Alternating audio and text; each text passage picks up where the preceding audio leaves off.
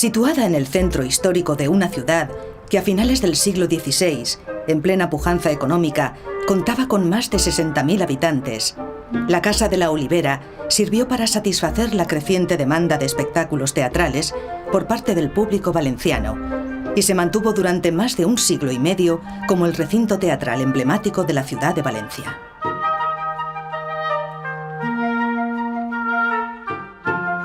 Aquí, como en Sevilla y en Madrid, en patios adaptados para la representación, alcanzó su madurez lo que hoy llamamos el teatro clásico español, la primera práctica cultural propiamente moderna, resultado de una producción artística orientada hacia el mercado y no hacia las cortes señoriales o monárquicas.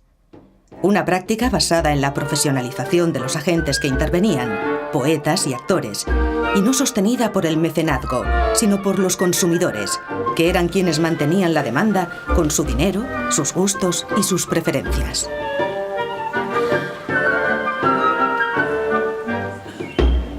La Casa de Comedias de la Olivera se encontraba ubicada en la actual Calle de las Comedias. Se estrenó como local estable de teatro el 22 de junio de 1584, un año después de que se inaugurara el Corral de Comedias del Príncipe en Madrid. La ciudad de Valencia gestionaba empresarialmente la Olivera. Lo hacía a través de una institución municipal de beneficencia de gran renombre, el Hospital General. Una parte muy importante de los beneficios obtenidos de la recaudación de las representaciones iba destinada precisamente al mantenimiento del hospital. A lo largo del tiempo, la Olivera sufrió transformaciones. La más importante de todas ellas fue la conversión de un espacio teatral abierto a la manera de los corrales de comedias en un espacio teatral techado, cerrado, que fue nuevamente inaugurado al público en 1619.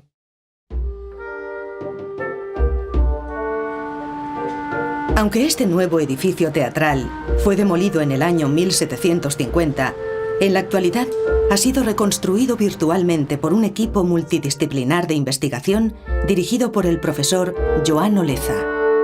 Gracias a esta reconstrucción, sabemos que algunas de sus características hacían de él un modelo de teatro distinto al representado por los corrales de comedias, dominante en la mayoría de ciudades. A diferencia de estos, construidos alrededor de patios al aire libre, la Olivera se concibió como un teatro cubierto, igual que los teatros cortesanos italianos del Renacimiento. De esta manera, el patio del corral se convertía en una sala cubierta iluminada por ventanales y lucernas.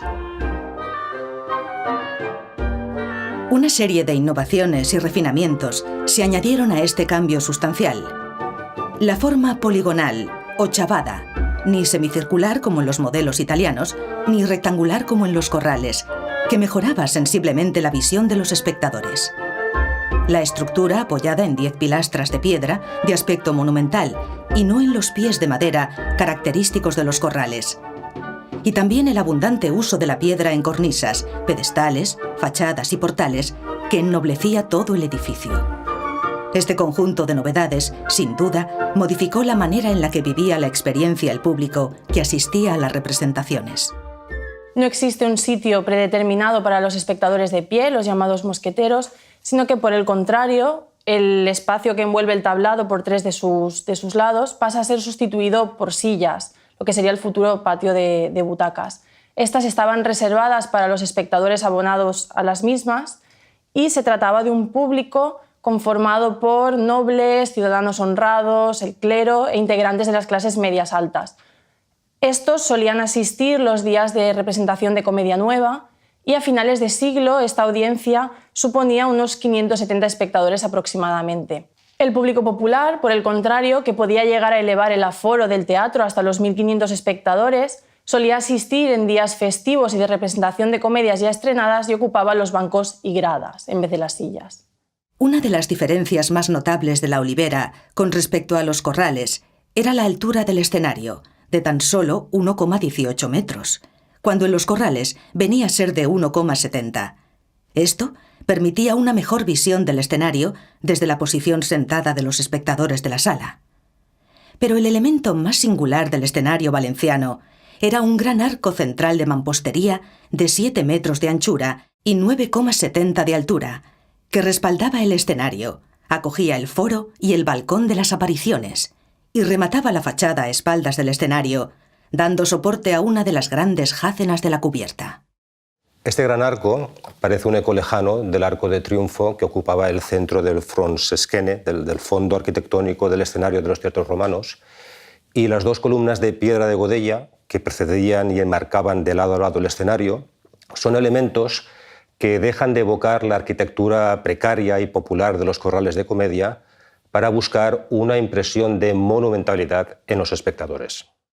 Pero la Olivera presentaba rasgos propios que la distinguían no solo de los corrales españoles, sino también de los teatros cortesanos italianos, como el Olímpico de Vicenza o el Farnese de Parma, hoy afortunadamente preservados.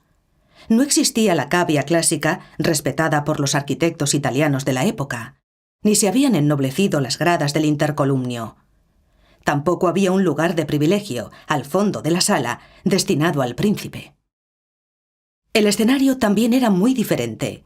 Aquí, como en los corrales españoles o en las playhouses inglesas, este se adentraba en la sala, rodeado de público por al menos 3 de sus lados, y a menudo también por detrás, lo cual impedía toda disposición en perspectiva. Otra de las grandes diferencias es el tamaño, las medidas. Las medidas de los teatros italianos son medidas fastuosas, que recuerdan las medidas de los coliseos romanos.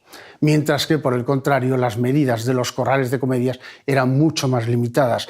Para dar solo un ejemplo, el escenario de la Olivera medía 7 metros de ancho. El escenario del Palazzo Farnese medía 34 metros de ancho. Eso nos da un poco la diferencia. Pero sobre todo, no solo las medidas y el tipo de escenario, sobre todo lo que diferencia unos y otros es la gestión empresarial. La Casa de Comedias está gestionada como una empresa por la ciudad de Valencia, por los diputados y jurados de la ciudad de Valencia, a través del Hospital General de Valencia. La gestión empresarial y la práctica escénica para la que fue concebida diferenciaba a la Olivera de los teatros cortesanos italianos y la acercaba al modelo de los corrales. Los teatros italianos eran clubs privados muy selectivos, con salas de representaciones fastuosas y un calendario discontinuo de ocasiones excepcionales en los que se buscaba revivir una poética que vinculaba el presente teatral a la antigüedad clásica. La Olivera era, en cambio, un teatro urbano, público, de carácter comercial, preparado para unas representaciones diarias que obedecían a una poética moderna, la del arte nuevo, y que estaban destinadas a una población interclasista. La Casa de Comedias de la Olivera tenía 3 puertas de acceso en su fachada y cada una de ellas conducía a un lugar distinto. La puerta central o puerta mayor conducía al vestíbulo, en el que se encontraban los cobradores de los actores. A través de este vestíbulo se accedía a la sala principal y en ella se encontraban los cobradores del hospital. Dentro de la sala principal había 2 categorías de precio. En los sillones de cuero, que contaban con brazos, se sentaban los abonados. Estos tenían que pagar, además del abono por temporada, la entrada general más un suplemento, mientras que los espectadores que se sentaban en los bancos y las gradas pagaban únicamente la entrada general. Por su parte, la puerta del lado norte, o de las mujeres, se abría sobre una escalera tabicada que subía hasta la 2ª planta, donde estaba el espacio reservado al público femenino, el corredor de les dones. Ellas se sentaban en las gradas alineadas a lo largo del corredor mediante el pago de la entrada general o, si pagaban un suplemento, en los 20 sillones colocados en la primera fila. La tercera puerta de acceso, situada al sur, conducía a los aposentos de la primera planta, reservados para los espectadores de mayor rango social, que podían ir solos o acompañados de damas de su misma alcurnia. Los aposentos, 20 en total, no eran sino pequeñas habitaciones de poco más de 6 metros cuadrados, tabicadas entre sí, con puerta propia y comunicadas por un corredor que las bordeaba. Los aposentos estaban reservados para los abonados institucionales, el virrey, el gobernador, los administradores del hospital, los diputats y jurats de la ciudad, o para algunos canónigos ilustres y nobles de título.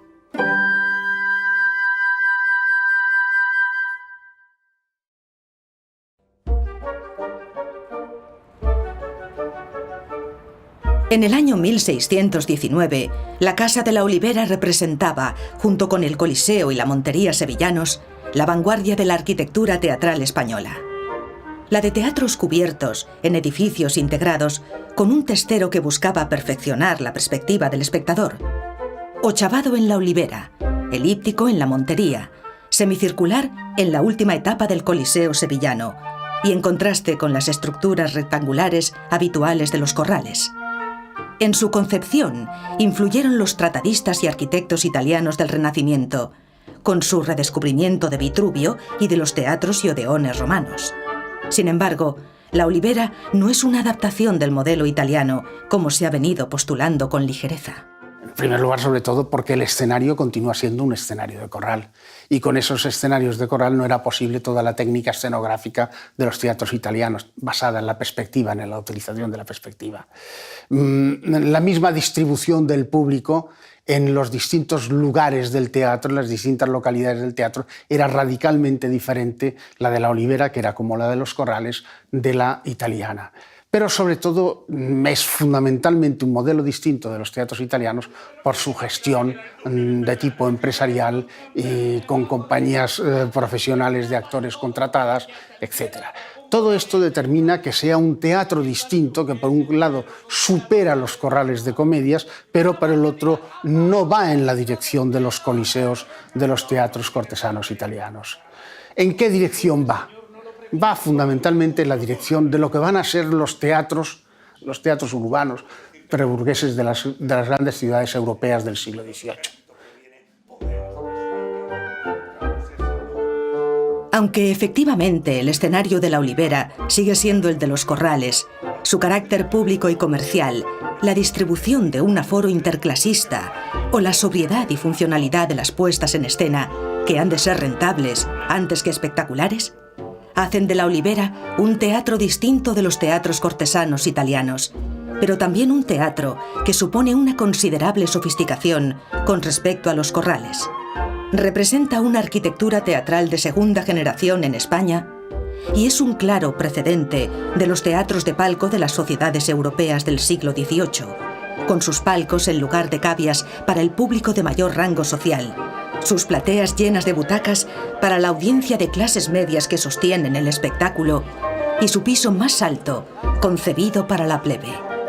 Es decir, representa la antesala del nuevo orden social y cultural que se dibuja en el futuro. Apenas andar acierto.